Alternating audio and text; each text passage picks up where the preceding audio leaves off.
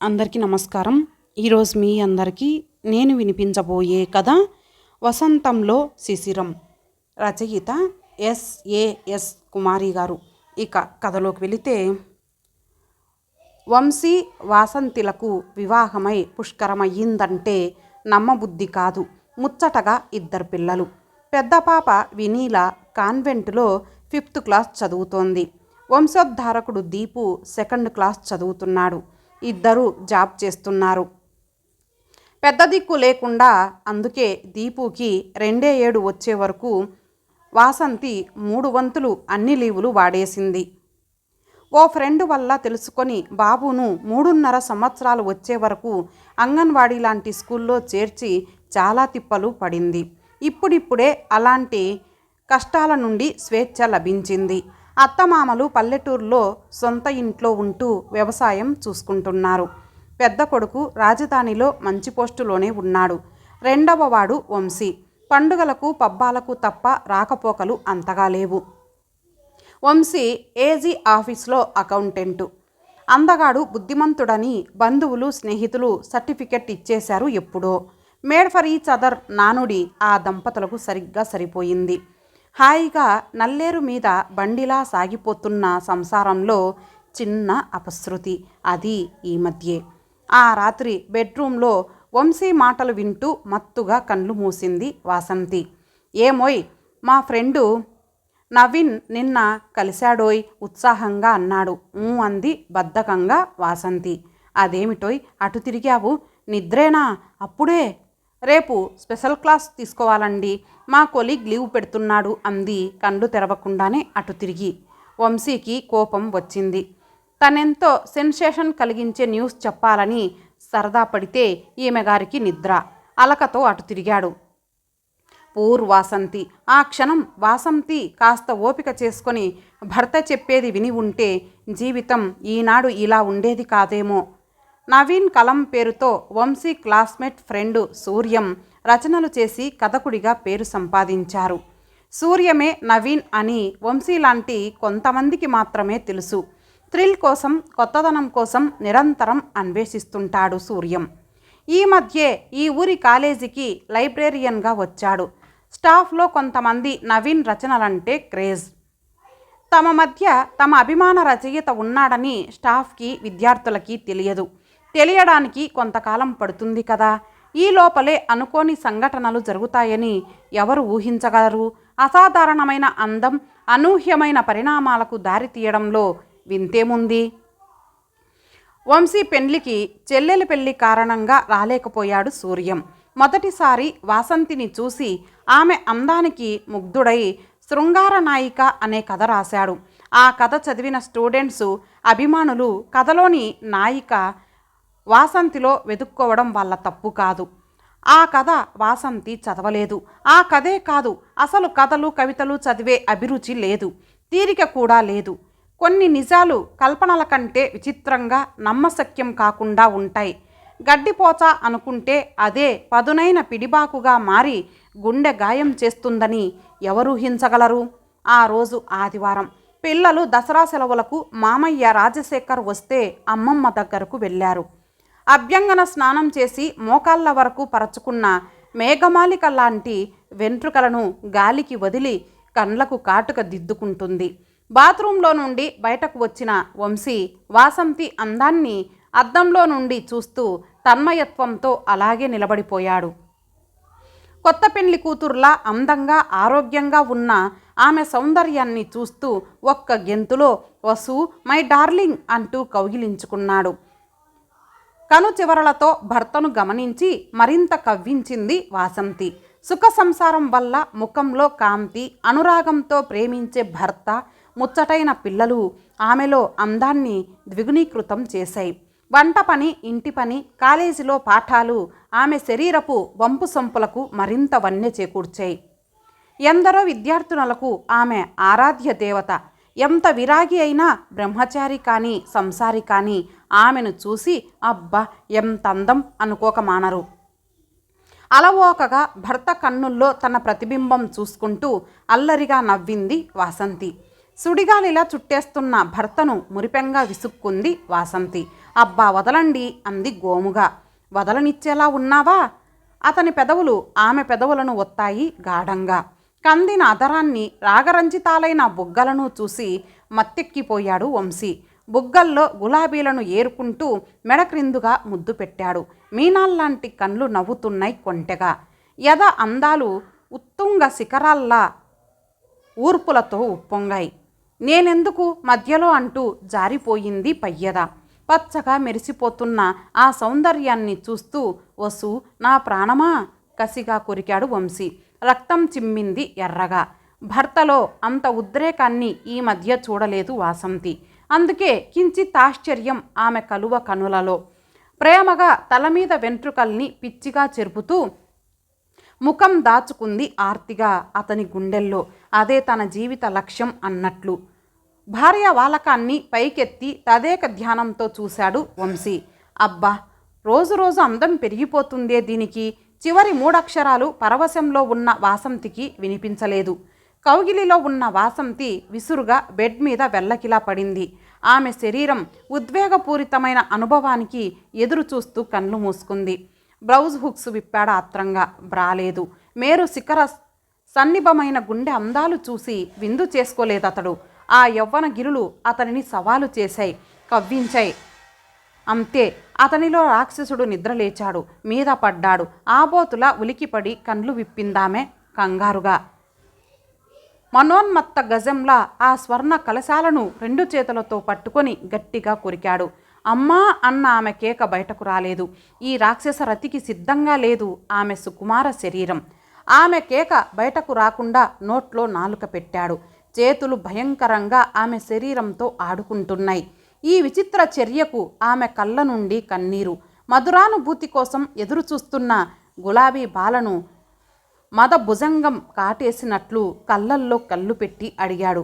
అనూహ్యమైన ఆ మాట వినగానే భీతహరిణిలా చూసింది బేలగా. ఎలా ఉంది? ఇలాగే చేస్తాడా నవీన్? నాకంటే సెక్సు అతనితో బాగుంటుంది కదూ అంటూ చేతులు పొట్ట క్రిందకు చేర్చి గట్టిగా మెలిత్రిప్పాడు. వాసంతి భయంకరంగా అరిచింది. ఇంత అందం నవీన్ కోసమా? చెప్పవే చెప్పు, ఎన్నాళ్ల నుండి సాగుతుంది ఈ వ్యవహారం అన్నాడు 2 చెంపల మీద ఎడాపెడా కొడుతూ. భయంకరమైన విస్ఫోటనం ఆమెలో. అడిగేది ప్రేమమూర్తి వంశీయేనా? ఎవరా నవీను? ఎవరిదో భస్మాసుర హస్తం శిరస్సుపై పెట్టిన ఫీలింగ్. శరీరం మంచు ముద్దలా మారిపోయింది. అప్పుడు నవ్వాడు పిశాచిలా వికటంగా వంశీ. అలాంటి అతిహాసాన్ని ఎరుగని వాసంతి అతడు తన వంశీ కాదేమోననే భ్రమలో, నిజమో అబద్ధమో తెలియని స్థితిలో విప్పారిత నయనాలతో చూస్తుంది అతన్ని దిగ్భ్రమంగా. వంశీ వంశీ ఏమిటిది? గులాబీ తోటలో కార్చిచ్చుల, హిమశైలంలో బడబానలంలా, వెన్నెల కాంతిలో మధ్యాహ్న మార్తాండునిలా కనిపించాడు. అతని నోరు ఇంతవరకు ప్రణయ పాఠాలు మాత్రమే నేర్పిందామెకు. నేడు పూల కంటే మెత్తని సుకుమారమైన ఆ అందాల శరీరంలోని శృంగార ప్రదేశాల్ని గాయాల్ని చేసి మోదుగు పూలలా ఎర్రగా మార్చాయి. అంతేకాదు, పర్వతారోహణకు సర్వసన్నద్ధుడైన సైనికుడు అతి పిరికిగా భయపడి పరిగెత్తినట్లు శృతి చేసిన వీణ తీగను తీగలా లాగి కాల్చేసేలా చూశాడామెను. వాసంతి అయోమయంగా చూస్తున్నది భర్త వంక. కళ, భయంకరమైన కళ, నిజం కాదు అని ఆత్మ ఘోషిస్తుంది. ఎందుకు? ఎదురుగా నగ్నంగా గురిపెట్టిన AK-10 గన్లా జ్వలిస్తున్న వంశీ అబద్ధం కాదు. మదపు టేనుగుకు కాళ్ళ క్రింద బడి నలిగిన పూలమాలలా, రాక్షస హస్తం విసిరేస్తే భూమి మీద పడిన వెన్నెల తీగల, శాపవశాప్తు దివి నుండి భూమి మీద అవతరించిన అచ్చర భామినిలా దిగులుగా, గుబులుగా, భయంగా, నిస్సహాయంగా పడి ఉంది. అర్థం కాలేదు ఆ అమాయకురాలికి.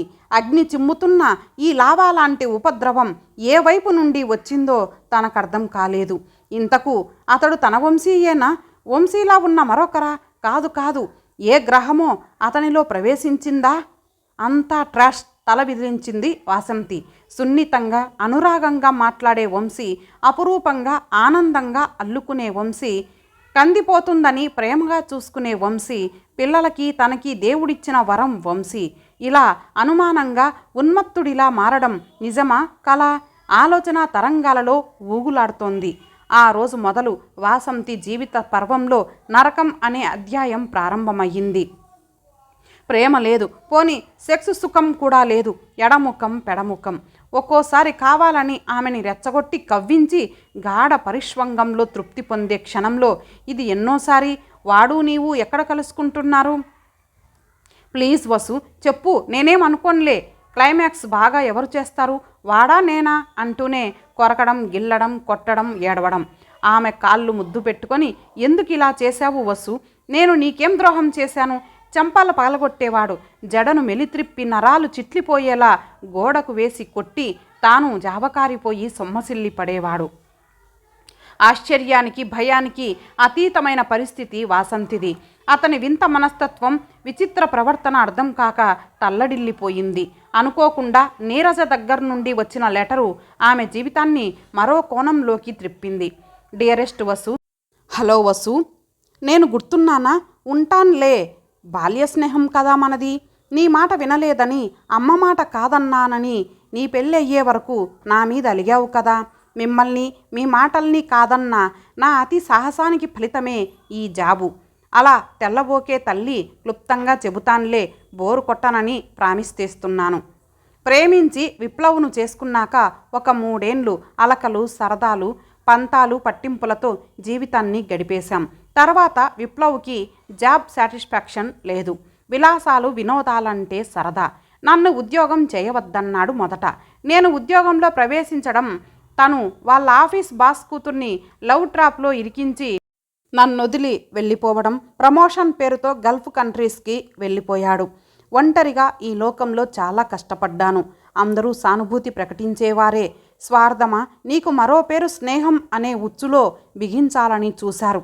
పట్టుకొంది నిప్పు అని తెలిసాక కూడా నివురుగప్పిన నిప్పులా భ్రమింపజేసే ఈ సోకాళ్ళు పురుష పుంగవుల నుండి తప్పించుకొని చాలా దూరం వచ్చేశాను. చివరికి ఇక్కడ బ్యూటీ పార్లర్ పెట్టుకొని హాయిగా ఉన్నాను. నా కాళ్ళ మీద నేను, అదే ఆర్థికంగా నిలదొక్కున్నాను. How are you beauty queen? Vamshi లాంటి భర్తతో స్వర్గ సుఖాలను అనుభవిస్తున్నావని ఆనందిస్తూ ఎప్పుడైనా ఇటు వస్తే ఈ స్నేహితురాలిని కలుసుకోవడం మర్చిపోకేం. ఎండమావుల్ని ఒయాసిస్లనుకున్న నీ ప్రియ సఖిని ఈ మధ్య లిల్లీ కనబడి నీ వివరాలు చెప్పింది. నీకేం బంగారు తల్లివి. పిల్లలిద్దరికీ ఆంటీ ఆశీస్సులు చెప్పు. మరి ఉండనా డియర్? హారిక. ఉత్తరం చదివి గాఢంగా నిట్టూర్చింది వాసంతి. అయ్యో హారిక, విప్లవ్ని అంచనా వేసినట్లుగానే జరిగింది. తన ప్రవర్తనని కరెక్ట్గా అంచనా వేశానని మురిసిపోనా? ప్రేమమయుడైన వంశీ భర్త కాదు, యముడే నా మొగుడని విచారించనా? నీవు అదృష్టవంతురాలివి హారిక. వివాహ వ్యవస్థా వలయంలోని పురుషాహంకార జ్వాలలకి బలి అయిపోయానే అంటూ మూగగా రోధించింది వాసంతి. ఇంతకీ వంశీ వింత ప్రవర్తనకు, విచిత్ర మనస్తత్వానికి కారణం అతి చిన్నది. ఆ కారణం కలలోనైనా వాసంతి ఊహించనిది. శరీరమంతా గాయాలతో, మనసంతా దిగులుతో ఏం చెయ్యాలో, ఎవరితో చెప్పుకోవాలో, పరిష్కారమేమిటో తెలియని అంధకార స్థితిలో ఉంది వాసంతి. ఓ చిన్ని అందమైన అబద్ధం వాళ్ళ సుఖ సంసారంలో హాలాహాల జ్వాలల్ని రేపింది. నిండు పాలకుండలో ఓ చుక్క విషబిందువు పడితే ఓ రోజు వంశీ, సూర్యలు ఏవో కబుర్లు చెప్పుకుంటూ వస్తున్నారు. అదే సమయంలో రోడ్డుకు అటువైపు నుండి 3 ఆడవాళ్ళు వస్తున్నారు. భుజాన హ్యాండ్ బ్యాగ్స్తో ఉద్యోగినిల్లా ఉన్నారు. ఆ సెంటర్లో ఉన్న పెద్ద బట్టల షాపు వైపుకి తిరిగాడు. సడన్గా ఉత్సాహంతో సూర్యం, అదిగోరా నా స్వప్న సుందరి, ఆరాధ్య దేవత, నా ఊహా ఊర్వశి, నా రచన సామ్రాజ్యపు పట్టపురాణి అన్నాడు ఉద్వేగంగా. వంశీ చూశాడు అటువైపు. ఎదురుగా వస్తున్న 3 ఆడవాళ్ళు తప్పించి మరెవరూ కనపడలేదు. ముదురాకుపచ్చ చీరలో హిస్టరీ మేడం లలిత, ప్రక్కనున్న మేడం శార్వాణి, ఫిజిక్స్ మేడం మధ్యలో. ఇంతలో సూర్యం కామెంటరీ, ఆ గులాబీ చీర, నేవీ బ్లూ బోర్డరు, త్రాచులాటి జడ ఆ సుందరే అన్నాడు ఎగ్జైటింగుగా. స్నేహితుడికి తన కలల రాణిని చూపించాను కదా అనే సంబరంతో. అంతే, వంశీ మెదడులో విస్ఫోటనం, భూకంపం మనసులో. 100,000 వోల్టుల విద్యుత్ షాక్కు గురైనట్లు ఫీలింగ్. ఆమె ఆమె తన వాసంతి, తన అర్ధాంగి ఇల్లాలు. సూర్యం పిచ్చిగా పచ్చిగా ఏదో వాగుతున్నాడు తన్మయంగా. పాలకుండ భల్లున బద్దలైపోతుందని, పూలరాశిలో చిచ్చు రేగుతుందని, పండు వెన్నెల్లో జ్వాలలు రేగుతాయని అతనికేం తెలుసు? ఊహా ప్రపంచంలో ఊయల లూగుతూ కలల ప్రపంచంలో జీవిస్తూ మలయ సమీరంలో తుఫాను రేపానని అతనికెలా తెలుస్తుంది? విధి ఆడిన చదరంగపు ఆటలో పావుల అమాయకురాలైన వాసంతి సూర్యం భావుకతకు ఇంత క్రూరంగా బలి అయిపోతుందని ఎలా ఊహించగలడు? కఠిన కరాల దేవత వికృతపు చూపు పడి శాపగ్రస్తగా మారుతుందని వాసంతి కాదు, మరే ఆడది కలలో కూడా ఊహించని పరిస్థితి. పిల్లలకు తెలియకుండా కొంతకాలం మేనేజ్ చేయగలిగింది. కానీ వంశీ పిల్లలెదురుగా వాసంతిని హింసిస్తూ తండ్రిని చూసి నిద్రలో కూడా పలవరించే స్థితికి తెచ్చాడు. ఆమె సహనం ఆమె పాలిట శాపమయ్యింది. తల్లికి జబ్బుగా ఉందని వెళ్ళి వచ్చిన వాసంతికి భర్త ఇంటికే రాలేదని తెలిసి భయపడింది. ఆఫీస్కు వెళ్ళి కనుక్కుంటే గైర్హాజరన్నారు. ఎదురు చూసింది ఎన్నో రోజులు, రాలేదు వంశీ. కనీసం ఏమయ్యాడో కూడా తెలియలేదు. బిడ్డల్ని చూసి ధైర్యం తెచ్చుకుంది. ఇప్పుడు ధైర్యం చేయకపోతే జీవితం చేజారిపోతుందని తెలుసుకుంది. తల్లిని 10th చదువుతున్న తమ్ముణ్ణి తెచ్చుకుంది. గుండె రాయి చేసుకుంది. మగరాయుడిలా కఠినంగా ఉండడం నేర్చుకుంది. ఆత్మవిశ్వాసంతో ముందడుగు వేసింది. లోకులు పలుగాకులు మాటలు కోకిల కూతలా స్వీకరించింది. ఆమె ధ్యేయం పిల్లల భవిష్యత్తు. ఆమె లక్ష్యం తమ్ముడి చదువు. సాధించింది చివరకు. 10 ఏళ్ల తర్వాత తమ్ముడు శేఖరం బ్యాంక్ ఆఫీసర్ అయ్యాడు. కూతురు వినీల డిగ్రీ పూర్తి చేసింది. బీఈడీ చేస్తుండగానే శేఖరం మామయ్యతో పెండ్లయ్యింది. కొడుకు దీపక్ ఇంజనీరింగు చదువుతున్నాడు. ఈ మధ్యనే తెలిసింది. ఎవరో చెప్పగా వారణాసిలో వంశీ సాధువుగా కనపడ్డాడని. అనుమానంతో ఆడదాన్ని అవమానించడం పురుషుని హక్కు. బాధ్యతలు బంధాలు వదిలి నిర్లజ్జగా పారిపోతాడు ఆలోచించకుండా. అవమానాన్ని అవహేళనల్ని భరిస్తూ అనురాగాన్ని ఆప్యాయతల్ని పంచుతుంది స్త్రీ. తాను కరుగుతూ వెలుగునిచ్చే కొవ్వొత్తి లాంటిది స్త్రీ. మాతృప్రేమ బాధ్యతల్ని విస్మరించనీయదు. అంతేకాదు వారి భవిష్యత్ జీవన మార్గదర్శి త్యాగమయ్యి కాగలదు స్త్రీ మాత్రమే. ఇంతటితో ఈ కథ సమాప్తం. మరలా మరొక మంచి కథతో కలుద్దాం. అంతవరకు సెలవు. నమస్తే.